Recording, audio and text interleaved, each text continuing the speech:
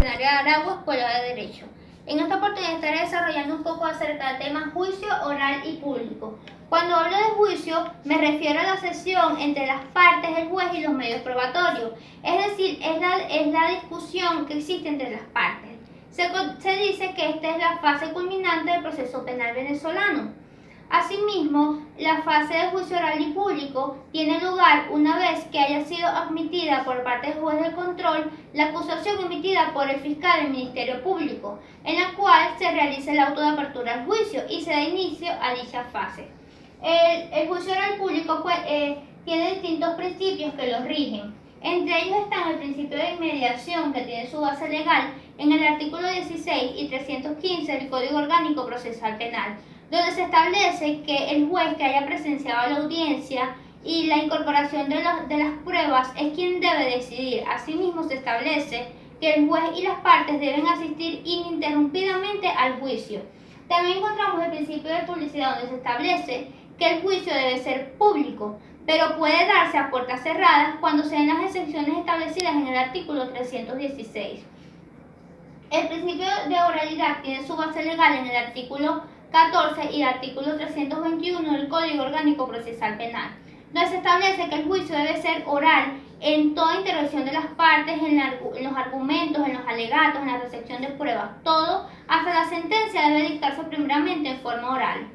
Encontramos también el principio de concentración y continuidad, que tiene su base legal en el artículo 17 y 318 del Código Orgánico Procesal Penal, donde se establece que el juicio debe finalizar el mismo día que se inicia, y asimismo se establece de no poder ser así, debe culminar en el número de días continuos, el número menor de días continuos. El juicio oral, el debate comprende tres fases. La primera fase es la preparación del debate, que tiene su base legal en el artículo 325 al 326 del Código Orgánico Procesal Penal. Esta se conoce como la fase de organización del juicio. Una vez que son recibidos los expedientes, el tribunal debe fijar la fecha en la que ha de celebrarse el juicio oral. De igual manera, citará a las partes y dichas partes posteriormente pueden promover nuevas pruebas que hayan sido conocidas por ellos con posterioridad a la audiencia preliminar. Estas se conocen como las pruebas complementarias. Culminada esta parte, se pasa a la segunda fase, que es la del desarrollo del debate, la cual tiene su base legal en el artículo 327 al 343 del Código Orgánico Procesal Penal. El día y la fecha fijado por el tribunal y en el lugar se constituirá el tribunal. Primero se revisará que esté la presencia de las partes y si están presentes todas las partes, el juez declarará abierto el debate. Si el acusado se encuentra en estado de contumacia, es decir, que se niega a asistir al juicio, el debate se realizará con su defensor público o en su defecto con su defensor privado, el cual le asignará al Estado. Asimismo, si el acusado se encuentra en libertad o bajo una medida cautelar sustitutiva y no asiste al debate, el juez puede revocar dicha medida. Una vez comenzado el juicio, la primera fase es el juez le concederá la palabra al fiscal del Ministerio Público, al querellante y por último al defensor para que den sus declaraciones.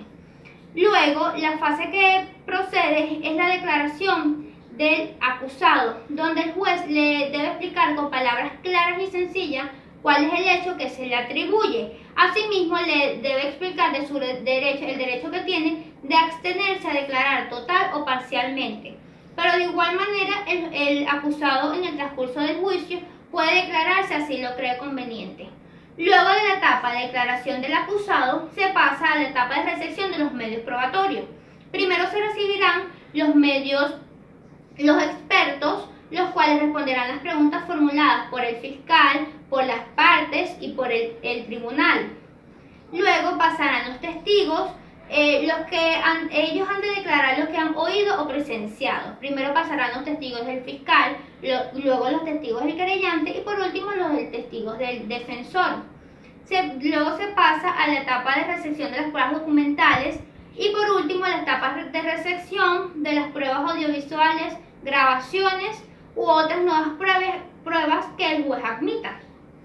Terminada esta fase de prueba, si la víctima se encuentra en la audiencia, el juez le puede conceder la palabra. Asimismo, terminadas estas declaraciones y terminada la fase de sección de las pruebas, el juez le concederá las palabras al fiscal del Ministerio Público, al querellante y al defensor para que den sus conclusiones.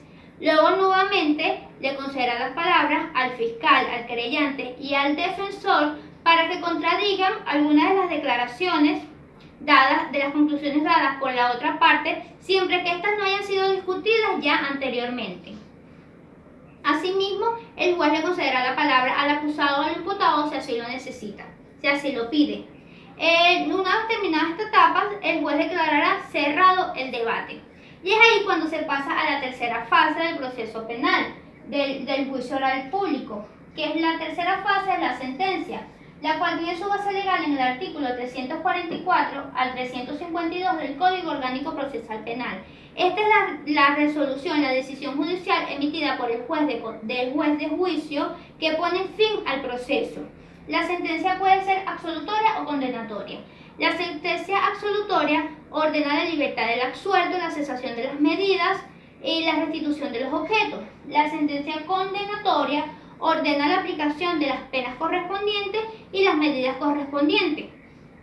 Una vez que termina la fase de desarrollo del debate, el juez se retira de la audiencia para tomar su decisión. Cuando ya es tomada, se convocan verbalmente a las partes para que asistan nuevamente a la sala de audiencia y se leerá la sentencia. Aunque muchos piensan que este es el fin del proceso, no es así. ¿Por qué? Porque el Código Orgánico Procesal Penal le concede un derecho a la parte que se vea desfavorable por la decisión tomada en la sentencia, el derecho de recurrir. Es aquí cuando salen a escena los recursos que tienen su base legal en el artículo 423 y siguientes del Código Orgánico Procesal Penal. Las decisiones judiciales serán recurribles solo por los medios y en los casos establecidos en la ley. Entre los recursos encontramos la revocación, que tiene su base legal en el artículo 436 al 438 del Código Orgánico Procesal Penal. Este recurso solo procede contra los autos de mera sustanciación, con el fin de que se revise nuevamente la causa y se tome la decisión correspondiente. Otro recurso es el recurso de apelación. Este es un medio de impugnación a través del cual la parte que se vea desfavorada por la decisión tomada puede recurrir ante un tribunal superior para que se revise la decisión tomada. La apelación puede ser de autos, que tiene su base legal en el artículo 439 y siguientes del Código Orgánico Procesal Penal, o la apelación de sentencia definitiva, que tiene su base legal en el artículo 443 y siguientes del Código Orgánico Procesal Penal. Pero no solo son estos los recursos, sino que existen unos recursos extraordinarios. Entre estos entra el recurso de casación, el cual tiene su base legal en el artículo 451 al 461 del Código Orgánico Procesal Penal. Es extraordinario porque este conoce de última instancia de las decisiones tomadas. Esto se presenta ante la Corte de Apelaciones y en caso de ser admitida, se remiten las actuaciones al Tribunal de Juicio, al Tribunal Supremo de Justicia. Luego que sean remitidas las actuaciones, se dan todo el procedimiento y el juez, el Tribunal Supremo de Justicia, tomará su decisión. Por lo tanto, podemos ver que el acusado o la parte que sea desfavorable por la decisión tomada tiene derechos y tiene recursos a los cuales puede acudir. Muchísimas gracias.